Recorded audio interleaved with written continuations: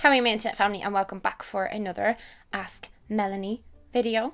It's been a good 6 weeks since we did one of these, so I think I'm a bit overdue. A lot has been going on in my personal life and online. We'll choose to ignore the terribly crooked fringe, if that's okay by you guys. It's so bad. What was he doing? I've asked you some questions on Twitter and you sent me them, loads of them. Some of you used the hashtag, some of you didn't, but I'm going to answer as many of the ones that I could catch as possible so that this video isn't like 10 hours long. Here's my social media if you want to be featured in an upcoming one of these or just to stalk me. There you go. I think I need to be smaller. Now the camera's too high. Oh. Perfect. Comfortable and in the new corner of my bedroom so you can't see the mess because it's a shithole. It's a shithole room day. We all have them. Huge juicy variety of questions as usual. An awful lot about long distance relationships. I will answer a couple of them now at the start, but I think I should throw in a disclaimer. I'm no expert. This is my first long distance relationship and, you know, we're still kind of in the first flush. You know you're in the first flush when you have them as your screensaver. Like, I'm pathetic. I'm gross. Flazida asked me thoughts on long distance relationships and do you think they can last? I'd like to think that the fact that I'm in one kind of shows how I feel about them, but the question, do you think they can last? I think it completely boils down to how the relationship began and if there is an end date in sight. I know it sucks balls to hear, but it's actually been shown that a lot of couples that meet on the internet through like dating websites and stuff like that, it's less likely to work out if that's long distance. So say you're here in England and you meet someone here in America and you've never met in person. That's a lot different to my situation as an example where I've known this guy in real life since I was a teenager, so like over 10 years we've been part of the same friend group, and we started seeing each other before he went away. It's like what a lot of people go through when their partners go off to like be in the war or for college or something like that. He's doing his pilot training in Spain, but there is an end date less than a year away and I am able to go over a huge amount because I work for myself. I absolutely think they can last if it's like a normal relationship that becomes long distance for a short period of time, or if you guys do make the effort to spend a lot of time together in person and there's kind of a plan of action for like when you'll eventually be together, because obviously like a relationship involves sharing your life with someone, and having it be long distance indefinitely, I feel like it's just going to open up the whole cheating and getting bored, getting distracted, finding someone else. That emotional disconnect, I feel, would just become too gaping. So yeah, plan of action, how you meet is very important. That Danish girl said, how do you make long distance work? My boyfriend and I have been doing it for 3 months and I find it really hard. How to keep the sparks alive? It is really hard. It's fucking awful. I don't mean my relationship's awful. I mean being apart is awful, especially the closer you become, the harder it becomes every time to leave. The last time I was coming back from Spain there a couple of weeks ago, I was actually sobbing in the airport. Like, I love him, he's my baby and I want to be with him. And yeah, you have to get super creative. I think with long distance you have to be really committed and you have to put a lot of time in and mental energy into it to sustain it, probably even more so than if the person was actually there, which doesn't, like, it sounds weird, but if you've been in one, you know what I mean. Keeping the sparks alive. Well, now, okay, we're still kind of fresh, so there's a huge amount of sparks anyway, but varying up your communication, I think it can do so much. So like our favorite way to talk is through Facebook Messenger, because on Facebook you can obviously write text and stuff and use emojis or whatever, but there's like the option to attach picture, the option to send video links, the option to record little voice messages, and yeah, it's free, it's so easy. You can do FaceTime kind of calls through Facebook Messenger as well, which is deadly. I think humor is super important in kind of keeping the fuzzies there, you know, like just making each other laugh throughout the day, sending each other silly little things that remind you of each other, or like tagging each other under memes or whatever, sending little pictures, and like arranging like date nights so you can watch a show, for example, at the same time. We watched Stranger Things 2 all the way through from different countries, so we would just press play at the same time, and then we'd kind of like have the chat open throughout it so we could kind of make little stupid comments throughout the show, and always having a visit to look forward to. I think that's massive. So you're always kind of planning toward it and anticipating and like counting down toward the day that you're going to see them again. That's just what I think anyway. But also I think it keeps a spark alive if you don't necessarily tell each other every single thing, and you're, you know, off doing your own things, hanging out with your own mates, going on nights out, and like, yeah, you're not tied and attached to this device where they're at the other end of it. You know, you keep your life whole and full, and then you're sharing that with them. It's kind of, it keeps you thinking of them, because if they're busy, if they're replying every 2 seconds to you, it's just a bit, you know, it's not as, sometimes it's nice to wait and then hear about what each other's been up to, you know. And no matter how busy you both get, I think it's so important to check in at least like in the morning and at night, at the very, very least, because like, yeah, communication is like here. It's gotta be. Gotta be. And then Bell Lifestyle asked, how do you balance a budding long distance love, i.e. making him feel safe, keeping it exciting, talking every day, while maintaining a full life back at home, and then in brackets, time for work, friends and family, etc. Any tips? It's really, really difficult, because like, I don't know, firstly I want to comment on your part of your question where you said make him feel safe. I don't really think it's our job to make the other person trust us. I feel like going in there should just be trust, but at the same time, say if I'm going on a night out and there's going to be a bunch of guys there or whatever, like making your partner feel part of it. So like involving them by messaging them before you go out and when you get back, or like being honest and not hiding anything. I think that's absolutely enough. The person should just trust you. But on the other points, I do find it quite hard to balance everything. Like, I'm getting better at it now, at making like friend dates often, but like so many of my friends, I just don't message them as much anymore, because trying to balance a job and a relationship, a budding relationship, especially a long distance one, a huge amount of chat does be involved here. And then I'm really close with my family as well, so it's like work, family, partner, and then like my friend circle has just become a little bit tighter. Like my circle of concern has gotten tighter, and I don't think that's necessarily a bad thing whatsoever. I think it's just a product of getting older and your priorities shifting and stuff like that. Like, I still absolutely adore and love all of my friends. I just don't have as much time for, like, you know, going out and woo, like all that stuff. Not as much anymore. I do mentally prioritize. Like, I will mentally create little checklists and stuff. I try and regularly check in, and if I'm like procrastinating like crazy on work, which I have been, I will give myself a mental kick up the arse, and I'll talk it through with my partner. My best tip would be to have certain hours during the day that you kind of set aside for. During these hours, it's perfectly okay to message my partner or call them as much as I want, but during these hours I do everything else. And sure, if you find a spare 10 minutes and you want to send a little message, you can do it, but prioritizing your time like that and planning it out makes a big difference. It's helping me anyway. And he kind of has to do that because he's doing a very intensive course right now, so he fits me in and around his hours when he's free. So I just have to learn that, like, yes, I'm self-employed, but I gotta do that shit too. Victoria asked me, am I planning on being married or having children? If so, do you want to wait to have kids?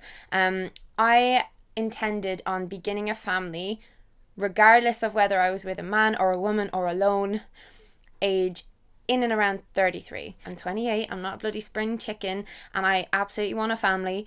And when Thomas and I started dating, he was completely aware of like my goals for my future and stuff like that. When you ask, do I want to wait to have kids, then yes, I have that age in mind for a reason. It's just because like I want to have a house and like a very established career. I want to be comfortable financially, and ideally married, not for religious reasons, but I just like the whole tradition of like marriage and then kids, whatever. I think I'll be a deadly mom. Like, I think I'm becoming a bit more responsible. A bit.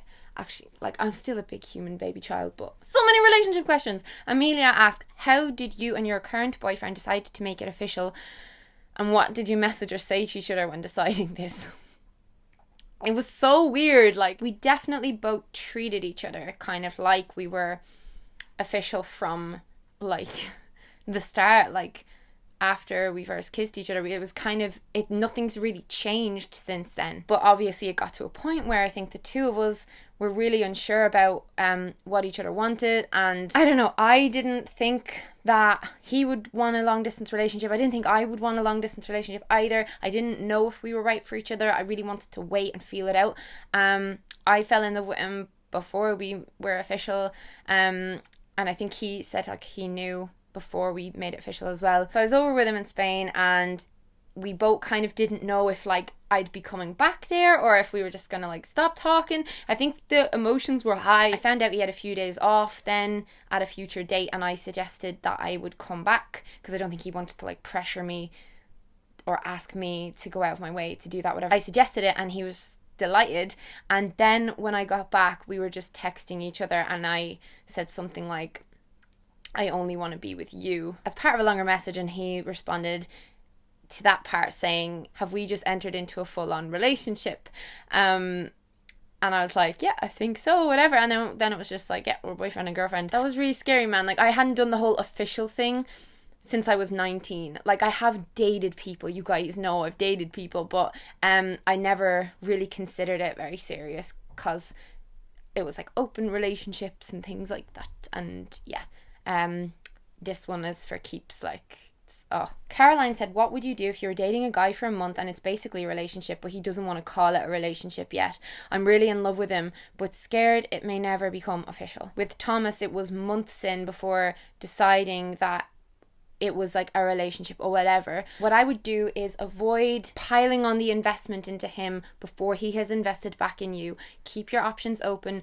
Don't stop dating other people, because if he doesn't want to call it a relationship yet, chances are he's got his eye on other people or is talking to other people or isn't just quite sure. So just keep doing your thing. Keep dating him for a while. I would give it like 2-3 months of dating someone before knowing if you even want to be with them, because I don't think you can know all that much about someone in a month. Like, rushing in on your own is never a good idea. Like, if two people meet and they just know from the first glance, that's fine. But when it's just one-sided, it can get icky. Like, I was crazy about this one YouTuber a couple of years ago who I dated, and I didn't want to be because I was just out of a long-term serious relationship, but I couldn't help it, and I really laid on all of my feelings very quickly. It changes things, and I realized that a lot of the things I thought about him weren't true, and how I felt was very much I was going in blind. Like, I really didn't know him. I had projected an image of him and built up him on this pedestal, and this is the person that I was falling for. This was the person that he was. So just be careful, my love, and keep your options open, and don't be scared that it may never become official. I know it's easier said than done, but worrying about that, chances are you'll just bring that about. Like, you can't prevent that. It's not your decision. Be positive about it, prioritize yourself and protect your heart. Bubble wrap your heart a little bit. Megan said, I'm with my boyfriend nearly a year now, and it's our year anniversary on Christmas Eve. I'm stuck to get prezzies when I haven't got enough money. Any DIY ideas? And I love this question. Like, I personally prefer giving gifts that aren't to do with money. I feel like it makes you be a bit more kind of creative and a bit more personal with like your gifts. Like, Thomas promised me that he would write me a song this Christmas, and like, priceless, you know. I will like probably do something cute and romantic for him, maybe write him a lovely letter, and then we'll do something together as well. I feel like sometimes going and doing something that doesn't really cost much money is better because it's creating a memory. I do have some DIY ideas though. So a home cooked meal, a nice romantic home cooked meal with candles. You could make a personalized photo album with like cute notes and little in jokes and cutouts from like magazines or like print offs, so you could like cut things out, or even just like a playlist of songs that remind you of him. The whole classic mixtape idea is a classic for a reason. I just think it's so sweet, and you have to put quite a lot of time and thought into that. Jane XO asked me, how do you feel about all of the recent YouTube drama and how people are more likely to watch that than videos that will benefit them? Stuff like Richie cheating on Jaclyn, Zoella's old tweets and advent calendar scandal, diss tracks, etc. It's a sad fact of life that humans like to engage in drama that is nothing to do with them, because like you feel like you're protected and like you're grand because you're over here and you're watching this psh, and someone else suffering and getting all these horrible hate thrown at them, and like you're observing and you feel safe over here watching this. If you look into the psychology of why humans choose to put their energy into stuff like that, like it makes sense, but I still don't understand why people don't just choose against that. I avoid so hard clicking on anything that's feeding drama or gossip or whatever. It's different when it's someone who I know personally and care about. Like, for example, with the Jaclyn and Richie stuff, I'm not going to go into it here, but basically the two YouTubers, Jaclyn and I have a history of having an ex cheat on both of us at the same time. She basically was with this guy for a year and he was cheating on her the whole time, and it was all very public and messy and put out there in graphic detail. All I'll say about that is that's kind of a danger of putting your relationship out there in the first place. I don't know, it's like with Shay Carl cheating and all these, you know, YouTube couples when they break up and stuff like that. If you've chosen to share so much of your life with your audience then kind of feel really invested, and you almost feel like you owe them an explanation, even though you don't. Like, I went through a breakup with someone I was with for a long time, and I didn't go into the ins and outs of that in a video because I just really didn't want to put that out there, because that was his stuff as well as mine, and I didn't have permission to talk about that. So I skimmed over it, and then people accused me of not caring, and that's really difficult as well. So I don't know, I don't think as many people would do these videos about dramas and stuff if not as many people clicked them, because there is a lot of YouTubers who are purely driven on like getting views and kind of stirring the pot and like causing arguments, and they just love it. Like they thrive on that, and I don't understand. I hate it. An example of this, yes, was Zoella's calendar, which was 50 quid, and people were losing their minds about how expensive it was and stuff like that. I get it. Yes, it was extremely expensive for what it was.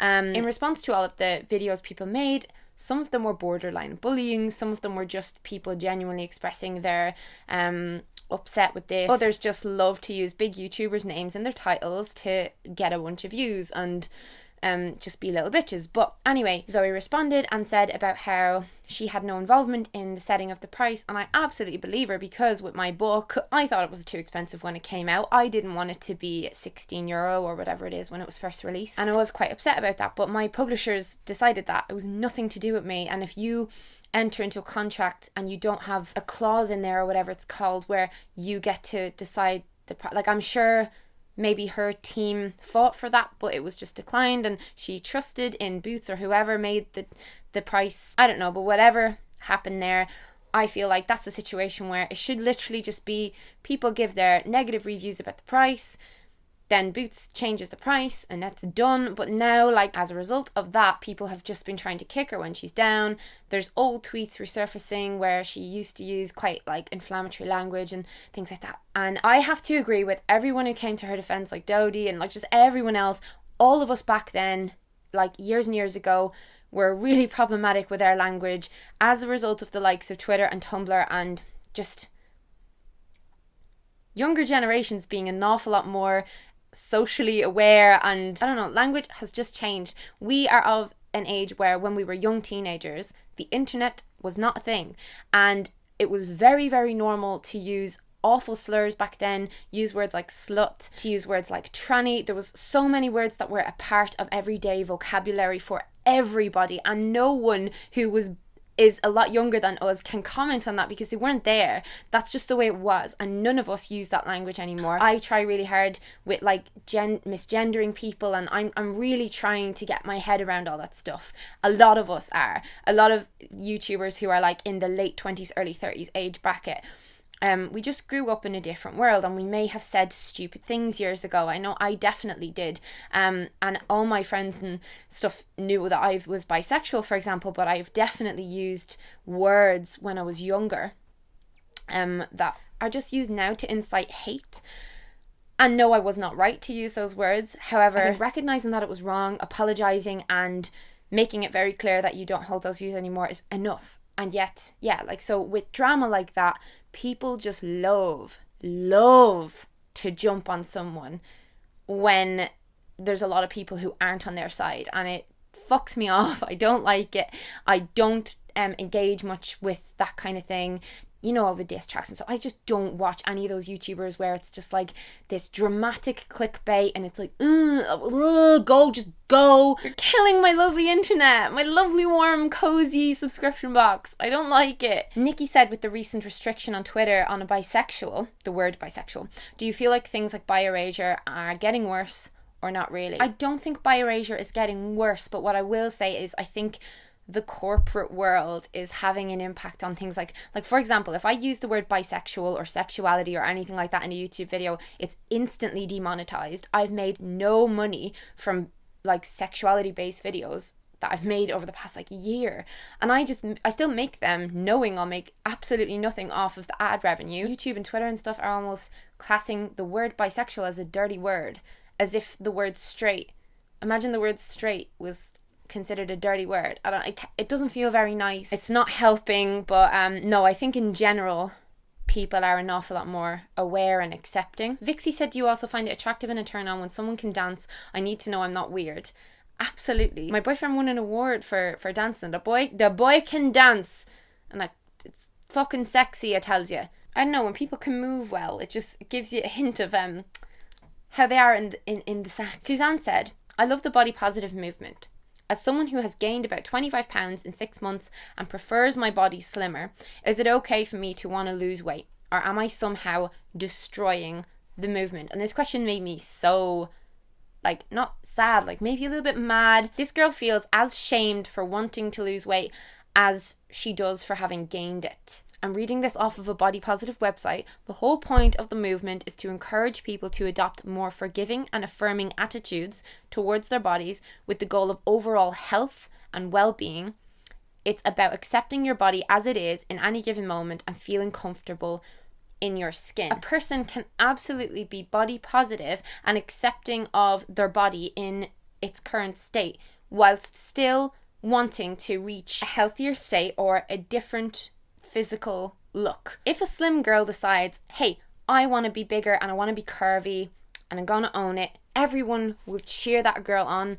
If a girl who has a little bit extra on her body that didn't used to be there, that only came up because maybe she took a medication that affected her, or she suffered depression and started overeating, or she had an eating disorder that affected her metabolism, whatever it is, if that girl then wants to go back to like how she's the most comfortable and feels the most healthy, she should not be shamed. Like, obviously it depends on why you're looking to change how you look. I currently am weightlifting. I've shared this in other videos. I started weightlifting. I would love to get a big bum. I've never had a big bum in my life, but I really love the look of big bums. I feel like that's a very body positive thing. Like, I am lifting things to become stronger, to be more healthy. I love the look of certain people's bums. Not that I hate my arse right now or that I think that people with small bums are somehow inferior. It's just like a personal choice. It's not unhealthy. Sure, if someone is completely starving themselves because they feel like they're not good enough and stuff like that, that's not being body positive. But if a person wants to really, really, really love their body and be comfortable in it and treat it well and stuff like that, I think they can coexist. And I think everyone just needs to get off everyone else's back and let them do what they want once their mental health isn't being sacrificed in the process. Arish said, any advice you'd give your younger self? Bitch, get a time machine and come to 2017 and buy the book that you wrote called Fully Functioning Human Almost. It's in shops and it's free shipping in the link down below. Livy said, advice for controlling portion sizes and not overeating. A lot of people will be like, oh, get smaller plates and smaller dishes and stuff like that. Use a smaller spoon. Those things do help, but for me personally, I think on my main meals, like breakfast, lunch and dinner, including all of the food groups at each meal, just keeps me more satiated, and eating little and often. I know there's all this stuff about intermittent fasting and, you know, whatever, all these fads, but for me, just eating little and regularly and stuff, like, yes, it contributes to bloating. I don't give a shit. It prevents me from overeating, which is just better for me, so that's what I do. Laurie said, do you ever wonder where you would be if you hadn't struggled with eating disorders and mental illness? I always think about it and it tends to make me sad. If so, how do you keep positive? To be honest, because I'm on the other end of the tunnel now, I don't think I would be as happy or as well-rounded or as empathetic as I am if I hadn't gone through those things. Because I'm through them, for the most part anyway. Like, I still struggle with certain things, and like the odd time, but whatever. Like, I think those things have hardened me to a lot of shit and have helped me to build a very thick skin. I wouldn't change any of it. I've gone through phases where I've been like, I really wish I didn't get bullied, and I really wish I hadn't wasted so much time like hating my body or this, that, and the other. But at the same time, those experiences were important. They taught me a lot of stuff. So, no regrets. Lot said, a book or film that changed your life or gave you a different outlook on life. I have to say, About Time. And I don't want to give any spoilers, but it's one of my favourite movies of all time, and it basically taught me a lot more about being present in the moment and appreciating the little things in life. Like how to enjoy being alive and make the most of shitty things, to see the beauty in every day. Oh my god, guys, watch it. It's a stunning movie, but you will cry. You will cry. If you don't cry, you're not human. Emma said, any goals you want to accomplish by the end of 2018? I want to make another short film. My last one just hit 100,000 views and it won an award, and like it was so much fun to do. I'd love to do one on like maybe toxic relationships or something like that. Something really fun. I also would like to have the majority of a fiction novel written. Stay tuned. The big one is I want to buy a house late next year. My brother and I are looking at buying a house together. The Irish housing market is a joke, and we kind of want to buy like a big family home where me, him and my dad will live. Maybe my boyfriend will live there too, and then I'll figure it out. Then when around I'm having kids or whatever, I'll just do something else. But that's the plan, because we want to stay in the village we're in. It's an expensive village because it's right beside the seaside. That's going to be a big thing, but like, yeah, better work my ass off. Telling you, I'm going to finish. The takeaways from today seem to be that I am disgustingly in love, and that I hate YouTube drama, and that body positivity movement is being hijacked by opinionated cunts, and I'm going to leave. I'll see you guys again in another video. Thank you so much for watching. Thumbs up if you enjoyed, and